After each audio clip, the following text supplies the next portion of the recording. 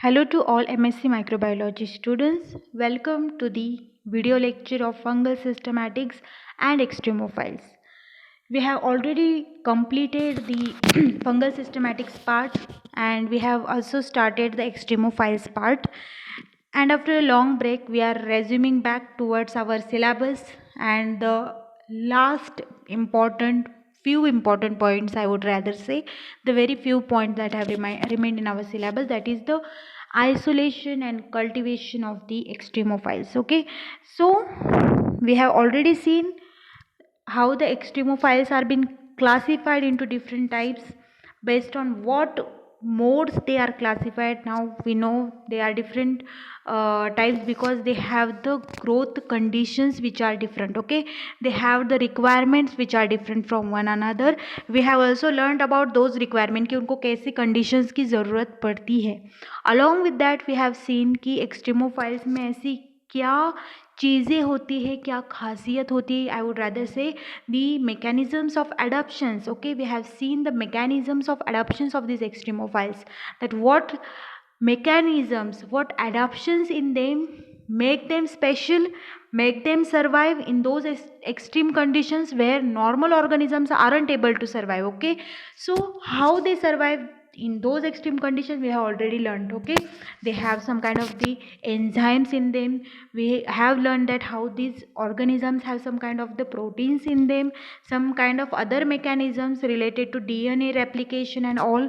We have already learned these things. Okay, now here on we are going to see how to cultivate, how to isolate, how to enrich these kinds of the microorganisms which we call as extremophiles in the laboratory. Okay, how to cultivate them in the laboratory, because we know now इनको अगर हमें study करना है कि उनको हमें laboratory में grow करना है, उनको अगर हमें कल्टीवेट करना है, it is not going to be easy at all, क्योंकि हमें पता है वो एक्सट्रीमोफाइल्स है, उनकी रिक्वायरमेंट्स नॉर्मल माइक्रो ऑर्गेनिज्म से बहुत अलग है, बिकॉज उन लोगों ने खुद को अडाप्ट कर लिया है, ऐसे अपने आप में चेंजेस लाए हैं कि वो एक्सट्रीम एनवायरमेंट्स में सर्वाइव कर सके. Okay, so that's why it is very difficult to make those extreme environmental conditions available for them inside the laboratory.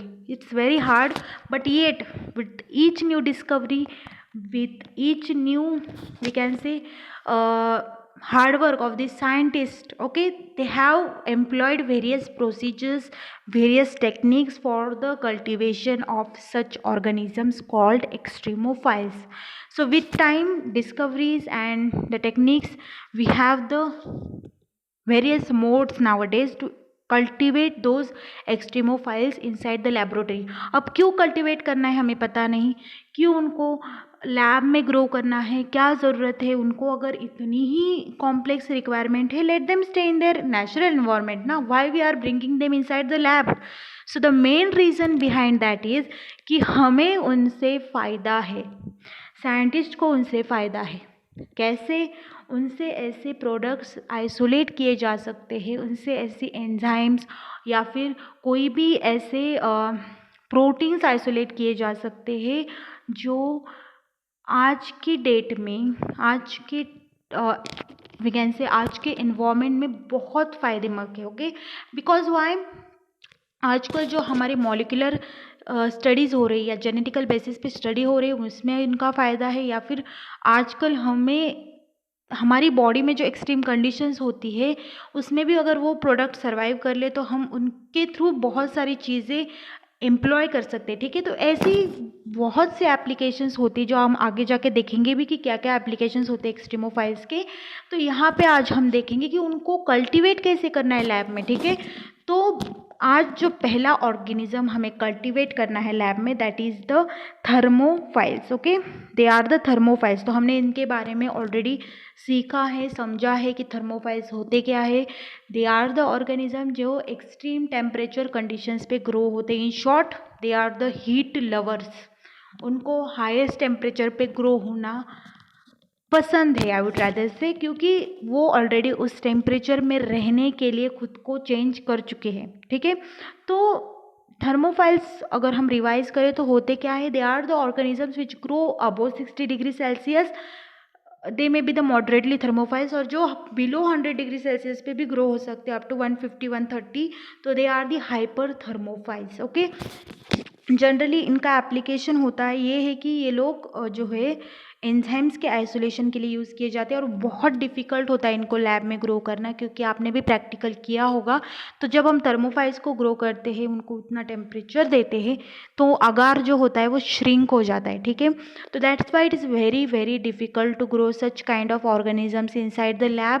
So with the techniques, with the inventions, it is nowadays possible to cultivate in the lab. Okay, so आज हम देखेंगे कि उनको कैसे आपको cultivate करना है। तो कल्टीवेशन की जब बात आती है, तो सबसे पहले जो चीज़ इम्पॉर्टेंट होती है वो सैंपल, और सैंपल का सोर्स। ओके, कहाँ से आप लोग उस सैंपल को कलेक्ट करने वाले हो, that is a important point when we want to cultivate a organism, or we want to cultivate a microorganism. Okay, so for that thing we need to learn about the source, we need to know about the sample, and then only we are going to cultivate it. Okay, so वहाँ पे जब sample collection की बात आती है, तो आपको मैंने सिखाया था कि जो थर्मोफाइल्स होते हैं वो जनरली हॉट स्प्रिंग्स में होते हैं, या तो वेंट्स में होते हैं, जो बॉइलिंग वेंट्स होते हैं वहाँ पे वो होते हैं, या तो फिर वो हो सकते हैं chimneys, you know chimneys in the factories और इन द इंडस्ट्रीज, जहाँ पे वो लोग चिमनी, जहाँ से वो जहाँ से मैक्सिमम पोल्यूशन होता है, उससे जो एयर पोल्यूशन होता है, जो चिमनीज़ जो वेस्ट गैस को वैसे रिलीज़ करती है, उन चिमनीज़ में भी हाई टेम्परेचर होता है, वहाँ पे भी आपको ये मिल जाते हैं, ठीक है। तो आपको पता करना पड़ेगा कि आपको आइडियली कौन सा सैंपल लेना है।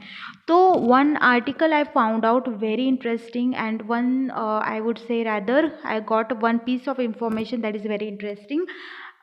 इनको आप डीप सी से आइसोलेट कर सकते हो। ओके, अब ये टेक्निक बहुत हाई क्लास है, लैब लेवल पे कर सकते हो, लेकिन we have to go in the high lab level. Okay, हम अपने लैब लेवल पे नहीं कर सकते, but this technique I found very interesting and I think you should know, that's why I have chosen this point.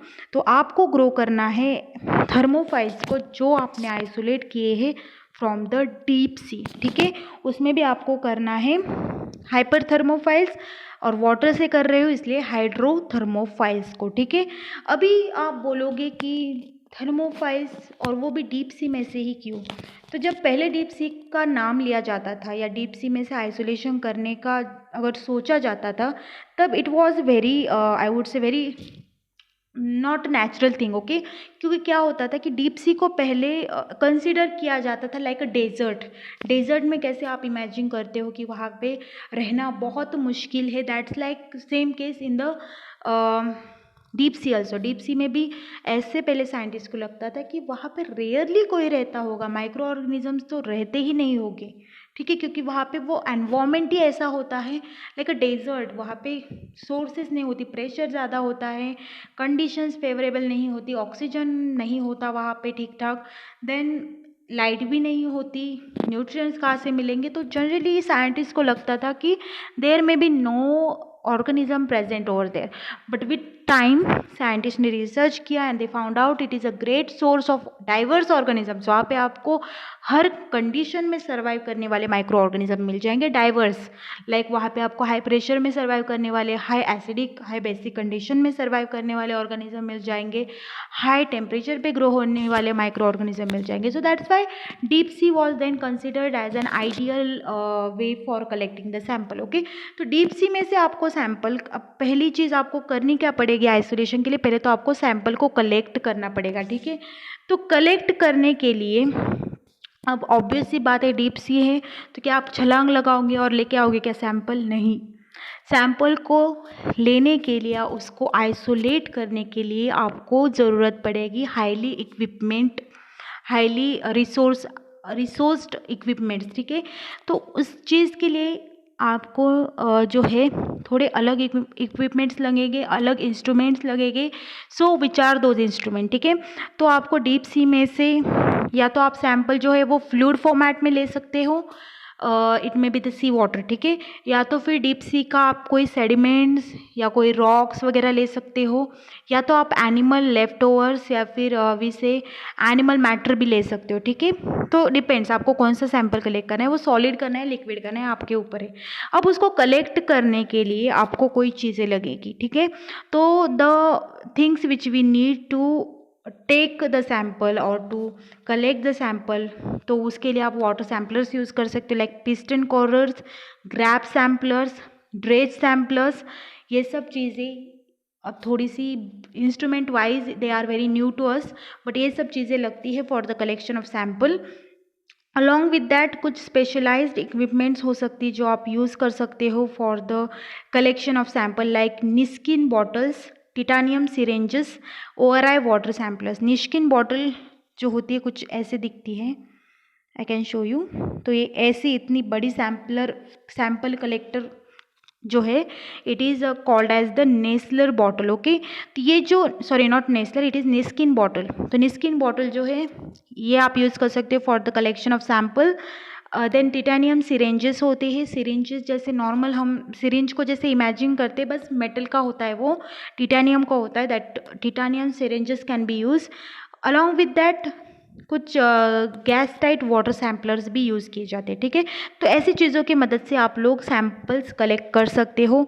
Along with that solid samples अगर आपको चाहिए, या तो आपको कभी कभी सी में से नहीं सैम्पल लेना है, चिमनी में से लेना है, या फिर आपको जो है वेंट जो बॉइलिंग वेंट होते हैं उसमें से आपको सैम्पल लेना है, तो आपको जो है अलग चीज़ें लगेगी, like DSVs and ROVs, okay. DSV और ROV कंपनी के जो मैनिपुलेटर्स होते हैं, जो भी सेम लाइक नेजियस बॉटल जैसे ही थोड़े से लार्ज स्ट्रक्चर होते हैं, तो ऐसे इक्विपमेंट्स आप यूज़ कर सकते हो for the collection of the solid samples, ठीक है।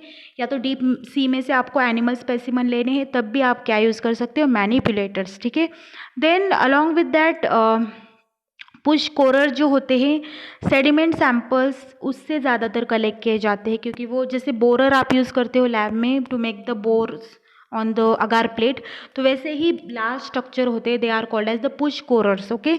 तो वो भी आप यूज़ कर सकते हो।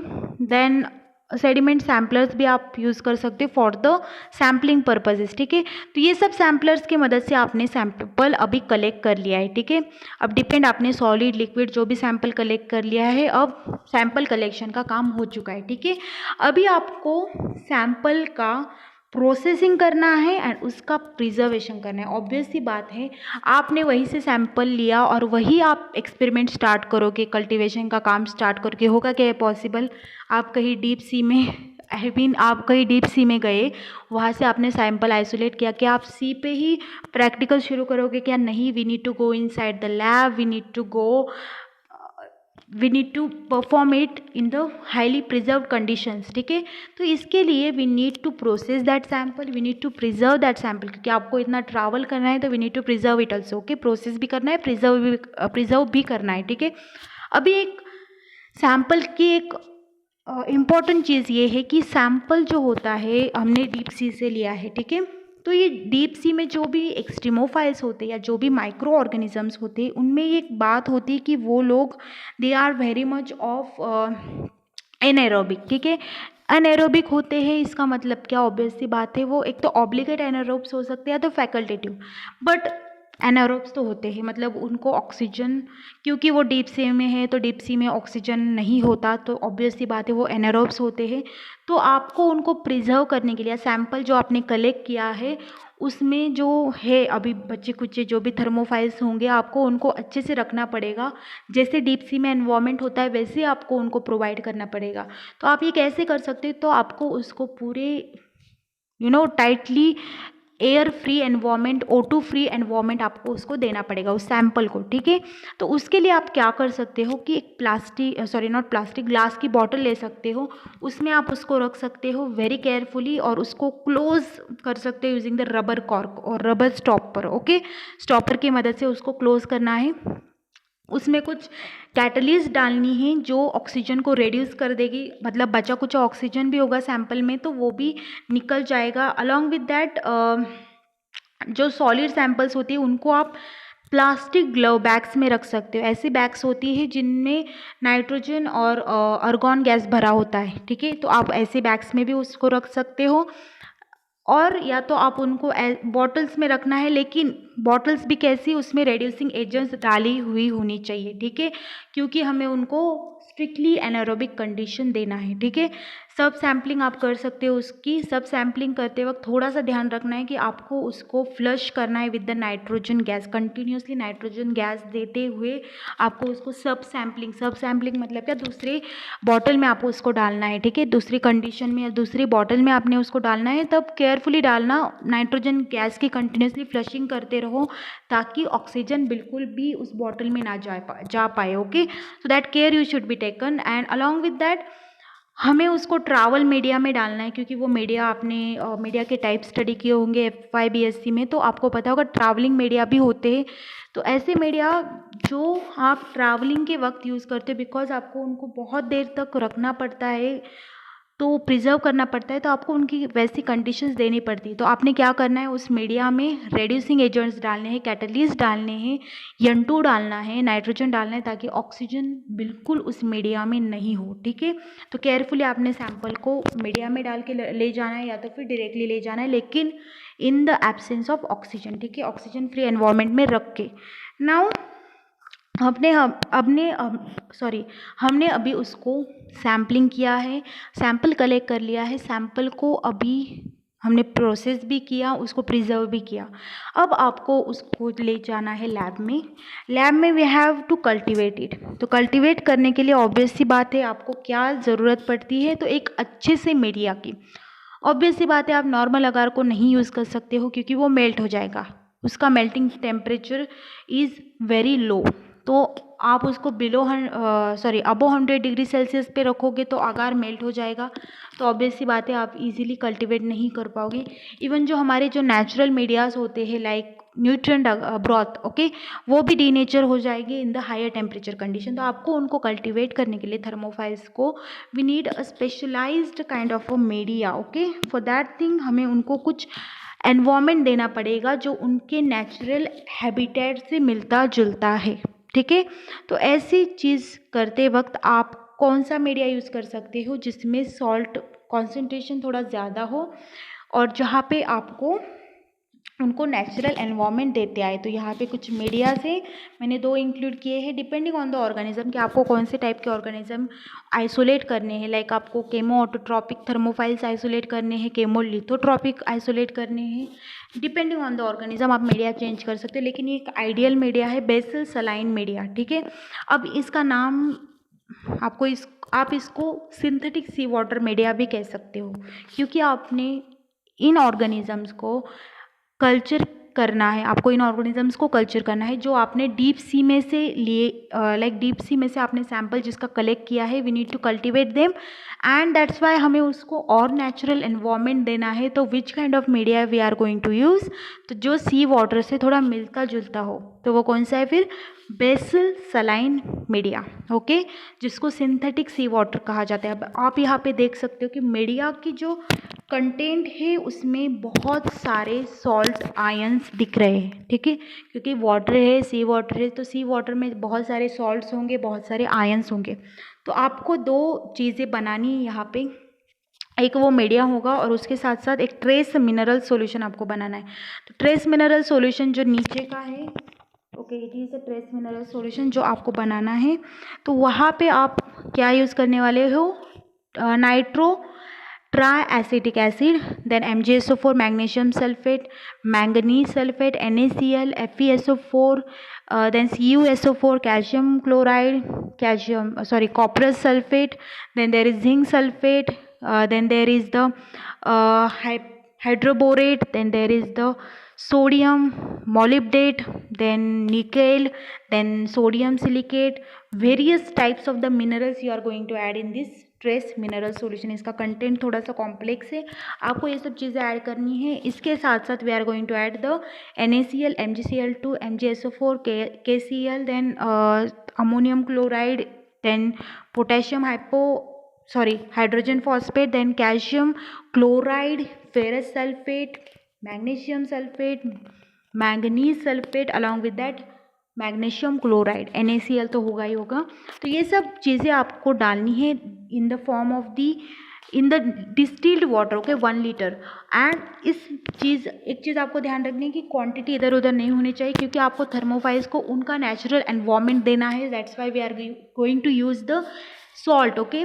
सॉल्ट कॉन्सेंट्रेशन यहाँ पे आपको दिख रहा होगा ज़्यादा है नॉर्मल से, ठीक है। और ज़्यादा से ज़्यादा हमने सॉल्ट्स और आयंस ही यूज़ किए यहाँ पे, तो बिकॉज आप यहाँ पे आर्टिफिशियल सी वाटर बना रहे हो, ठीक है। तो ये सब कंटेंट आपको बनाना है। ये मीडिया आपने बनाया, ठीक है।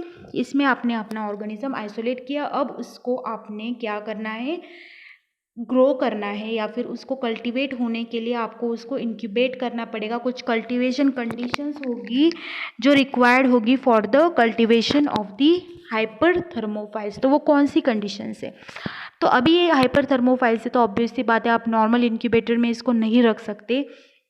तो इनकी एक रिक्वायरमेंट ये है कि आपको ये जो आइसोलेशन है या फिर सॉरी इनोकुलेशन है, आपको टेस्ट ट्यूब या ग्लास बॉटल में आपने किया है, ठीक है। उसके बाद आपको इंक्यूबेट इनको करना है ऑयल बाथ में। ऑब्वियस सी बात है ऑयल का बॉइलिंग पॉइंट थोड़ा हाई होता है एज़ कम्पेयर टू वाटर, तो आपको up to 130 degree Celsius temperature पे इसको रख देना है, ये जो हमारे सैम्पल्स है उनको। और प्रेशर आपको रखना है 4000 किलो पास्कल, ठीक है। आपने इनको रख दिया इंक्यूबेशन के लिए। As well as air incubators आते हैं, वो भी आप यूज़ कर सकते हो, ठीक है।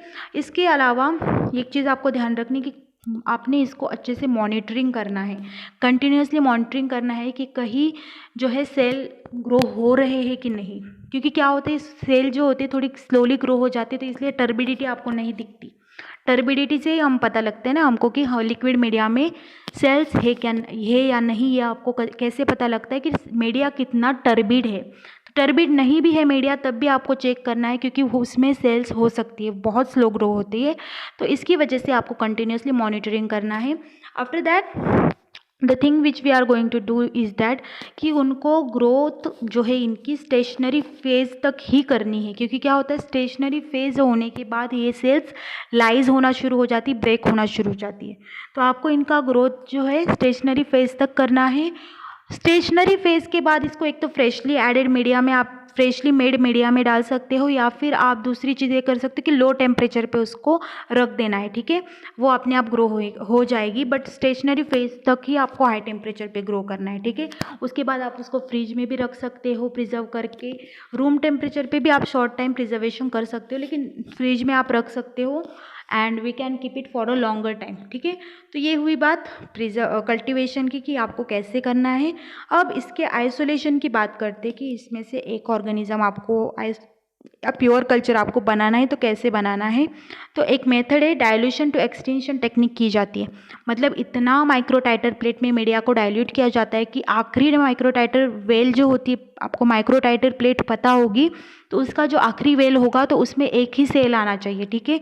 तो ये कैसे पता चलता है फिर, तो उसको DAPI, okay, 4,6 diamidino 2 phenyl indole dye जो होती है उससे स्टेन किया जाता है सेल को, और स्टेनिंग के बाद ऑब्जर्व किया जाता है कि उस वेल में कितने सेल्स है, ठीक है। तो ये मेथड आप कर सकते हो, या तो फिर आपको डाइल्यूट करके सीरियल डाइल्यूट करके उसके बाद आप लोग सीरियल डायरेक्टली उसका 16S RNA टेस्टिंग कर सकते हो और पता लगा सकते हो कि वो जो आपको ऑर्गेनिज्म चाहिए वो है कि नहीं, ठीक है। तो ये चीज़ आप कर सकते हो for the isolation, that's about it.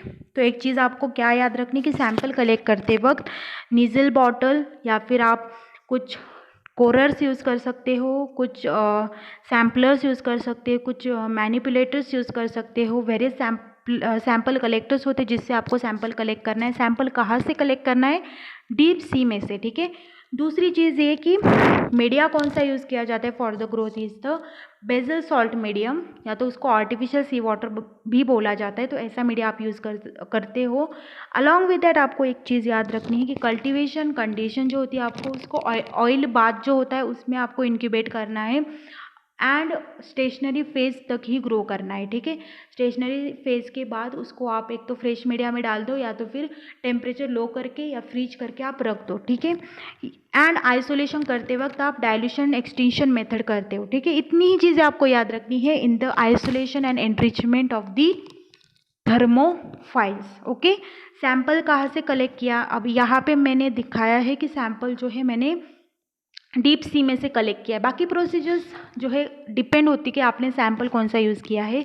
Deep sea में से अगर आप करते हो isolation, then we use this kind of the technique. Okay, so that's about it.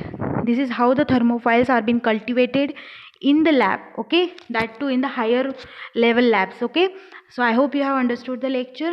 If you have any query, any doubt related to any point of the syllabus, please do feel free to contact me. Okay, thank you.